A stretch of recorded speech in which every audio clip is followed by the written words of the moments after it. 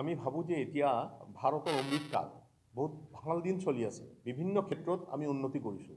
যেনেকুৱা চাউণ্ডত ছেটেলাইট যোৱাৰ পৰা আৰম্ভ কৰি পেলাই আমাৰ আৰ্থিক উন্নতি হৈছে, চবফালে আমাৰ উন্নতি হৈছে, আগতকৈ অন্ততঃ বেছি হৈছে।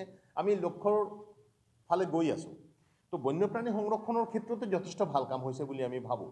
কিয়নো ৰায়মানা নেশ্যনেল পাৰ্ক হৈছে, ধৰক 422 স্কোৱাৰ কিলোমিটাৰ এৰিয়া, চবতকৈ নেগলেক্টেড এৰিয়া। ৰায়মানাৰ কথা গমেই পোৱা নাছিল। দিহিং পাটকাই ৰাষ্ট্ৰীয় উদ্যান হৈছে, যে আমি 25 বছৰ যুঁজি আছিলোঁ।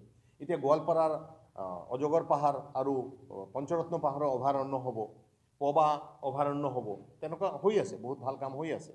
তো এই সময়ত আমি ভাৰতৰ এই অমৃতকালত জৈৱ বৈচিত্ৰ্য সংৰক্ষণ চেতনা আৰু বিদ্যাৰ্থী জাগৰণ যাত্ৰা বুলি এটা যাত্ৰা আৰম্ভ কৰিছোঁ।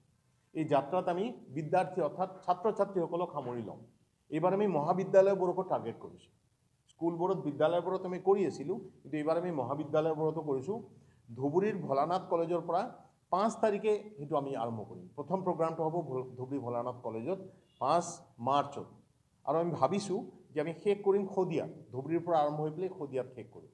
আমি 5 মাৰ্চত আৰম্ভ কৰিম আৰু আমাৰ টাৰ্গেটটো হ'ল 5 জুন বিশ্ব পৰিৱেশ দিৱস, তেতিয়া আমি শদিয়াত সেইটো শেষ কৰিম। যদি আমি পূৰা কাভাৰ কৰিব নোৱাৰোঁ, হয়তো আমাৰ অলপ বাঢ়িব পাৰে সময়, এতিয়ালৈকে আমি সেইটো টাৰ্গেট কৰিছোঁ। আৰু আমি ভাবোঁ যে প্ৰকৃতি সংৰক্ষণ আন্দোলন, বন্যপ্ৰাণী সংৰক্ষণ, জৈৱ বৈচিত্ৰ্য সংৰক্ষণ আন্দোলন এটা শক্তিশালী আন্দোলন। এই আন্দোলনটোৰ অত্যন্ত প্ৰয়োজন। আমাৰ পৰৱৰ্তী প্ৰজন্ম, ছাত্ৰ ছাত্ৰীসকলৰ মাজত এই চেতনাটো যাব লাগে। আৰু সঁচা অৰ্থত এইটো এটা হিউমেনিটেৰিয়ান এটা মুভমেণ্ট।